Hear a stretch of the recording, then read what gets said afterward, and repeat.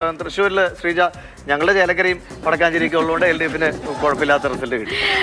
LDF-ന് ഈ വലിയ കൊടുങ്കാറ്റിൽ പിടിച്ചു നിർത്തിയ ചുരുക്കം മണ്ഡലങ്ങളിൽ ഒന്നാണ് തൃശ്ശൂർ എന്നതിൽ സംശയമില്ല. അവിടെ 9 സീറ്റ് LDF-നും UDF-ന് 4 സീറ്റും എന്നതാണ് അവസ്ഥ. ലിഷോയ്, ഒരു പ്രതീക്ഷിച്ചതിനപ്പുറത്തേക്ക് LDF-ന് ഒരു കച്ചിത്തുരുമ്പ് അല്ലെങ്കിൽ ഒരു പച്ചത്തുരുത്തായി, ചുമന്ന തുരുത്തായി തൃശ്ശൂർ എവിടെയുണ്ട്. തൃശ്ശൂരിൽ പക്ഷേ ആകാംക്ഷാഭരിതമായിരുന്നു. പ്രത്യേകിച്ച് മണലൂരൊക്കെ ഓരോ മിനിറ്റും നമ്മളെ ഉദ്വേഗഭരിതമാക്കി നിലനിർത്തി. അതെ അതെ അതെ അതൊരു പക്ഷെ പ്രതാപൻ ജയിക്കുമെന്നൊക്കെ എല്ലാവരും കരുതിയിരുന്നു. പക്ഷെ അതിനിടയിൽ ഇങ്ങനെ ഒരു ഫലം അപ്രതീക്ഷിതവുമായി. തൃശ്ശൂർ എത്രത്തോളം ഇന്നത്തെ ദിവസം ഒരു ത്രില്ലർ മൂവി സമാനമായിരുന്നു.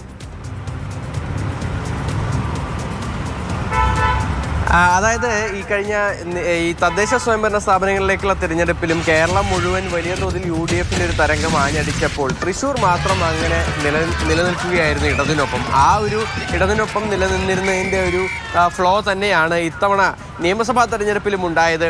അതായത് 13-ൽ 12 നേരത്തെ LDF-ന്റെ പക്കലുണ്ടായിരുന്നെങ്കിൽ ഇത്തവണ 9 പിടിച്ചുകൊണ്ട്, അതായത് ഇത്രയും വലിയ ഒരു കുത്തൊഴുക്ക് എല്ലാ ജില്ലകളിലും ഉണ്ടായപ്പോൾ 9 പിടിച്ചു നിൽക്കാൻ കഴിഞ്ഞു എന്ന് വേണമെങ്കിൽ പറയാൻ സാധിക്കും. അത്രത്തോളം ഒരു LDF-ന് ഒരു ആത്മവിശ്വാസം നൽകുന്ന, അല്ലെങ്കിൽ ഒരു കച്ചിത്തുരുമ്പ് എന്ന് വേണമെങ്കിൽ പറയാൻ സാധിക്കും. അത്രത്തോളമുള്ള ഒരു രീതിക്കാണ് തൃശ്ശൂരിലെ കാര്യം നോക്കുകയാണെങ്കിൽ. പക്ഷേ എടുത്തു പറയേണ്ട ഒരു പ്രധാനപ്പെട്ട കാര്യമെന്ന് പറയുന്നത് 4 സീറ്റാണ് കൈവിട്ട് പോയത് എങ്കിൽ 2 സീറ്റ് ഈ കപ്പിനും ചുണ്ടിനും ഇടയിൽ നഷ്ടപ്പെടുകയാണ് UDF-നുണ്ടായത്. അതായത് ഗുരുവായൂരും മണലൂരും.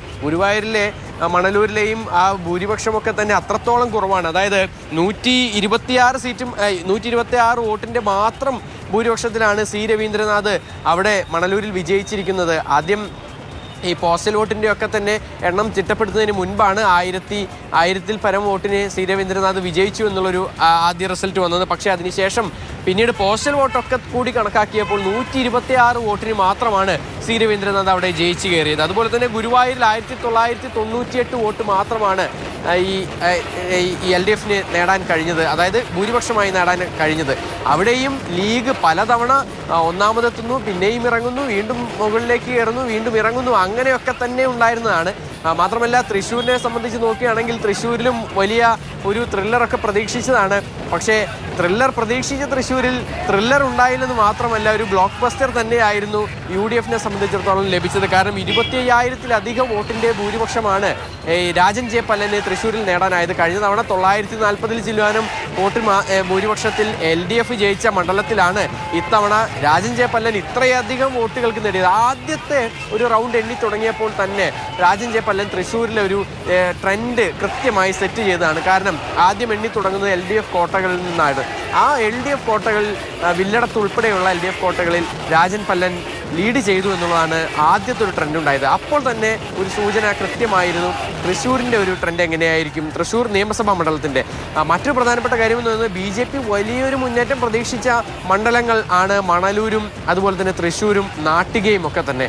പക്ഷേ അവിടെയൊന്നും തന്നെ വിചാരിച്ച പോലെ ഒരു കാരണവശാലും ഒരിടത്ത് പോലും കൃത്യമായൊരു മുന്നേറ്റം കാഴ്ചവെക്കാനായി BJPക്ക് കഴിഞ്ഞില്ല എന്നുള്ളത് ഏറ്റവും എടുത്തു പറഞ്ഞൊരു കാര്യമാണ്. കാരണം കഴിഞ്ഞ നിയമസഭാ തെരഞ്ഞെടുപ്പിൽ BJPക്ക് 40,000-ൽ പരം വോട്ടാണ് തൃശ്ശൂർ നിയമസഭാ മണ്ഡലത്തിൽ ലഭിച്ചിരുന്നത്. പക്ഷേ ഇത്തവണ അത് 28,000 വോട്ടിൻ്റെ ഒരു 28,000 സംതിങ് വോട്ടാണ്, 28,668 വോട്ട് മാത്രമാണ്. അതായത് രാജൻ ജെ പല്ലന് ലഭിച്ച ഭൂരിപക്ഷത്തിനേക്കാൾ വെറും 2,000 വോട്ട് മാത്രം കൂടുതലാണ് പത്മജ വേണുഗോപാലിന് ആകെ നേടാനായത്.